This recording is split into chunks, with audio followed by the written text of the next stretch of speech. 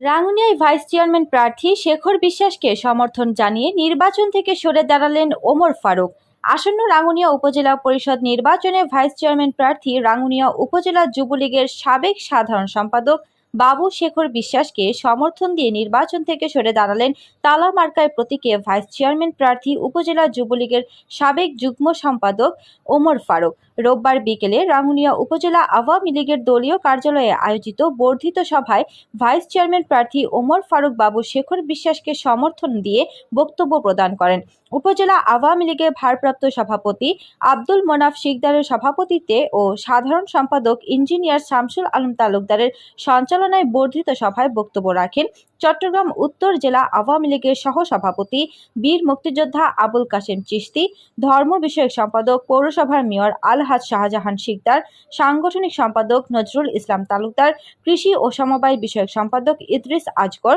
সদস্য ইফতেখার হোসেন বাবুল, সদস্য আক্তার হোসেন খান, উপজেলা ও ইউনিয়ন আওয়ামী লীগের নেতা মীর গোলাম মোস্তফা বাবুল, নুরুল আফসার তালুকদার, ইলিয়াস তালুকদার, আরিফুল ইসলাম চৌধুরী, সাজ্জাতুল ইসলাম খোকন, বদিউজ্জামাল বদি, সৈয়দুল আলম তালুকদার, মোহাম্মদ আলমগীর, ভাস্কর সাহা, জালাল উদ্দিন, প্রভাত কুসুম বড়ুয়া, বদিউল আলম, ভাইস চেয়ারম্যান প্রার্থী শেখর বিশ্বাস, ওমর ফারুক প্রমুখ। এছাড়াও আরও উপস্থিত ছিলেন আব্দুল রহিম, মুজিবুর রহমান শরফি, জাহাঙ্গীর আলম, আবুল হাশেম সওদাগর, হালিম আবদুল্লাহ, মাহমুদুল হাসান বাদশাহ, মোহাম্মদ সেলিম, মাস্টার মুসলিম উদ্দিন, শৈবাল চক্রবর্তী, ডাক্তার আবুল ফজল, মাস্টার ইস্কাটন, আব্দুল হান্নান চৌধুরী, মোরশেদ তালুকদার, শিমুল গুপ্ত, রাসেল রাসু, সোহেল রানা সহ উপজেলা ও ইউনিয়ন আওয়ামী লীগের অঙ্গ ও সহযোগী সংগঠনের নেতৃবৃন্দ।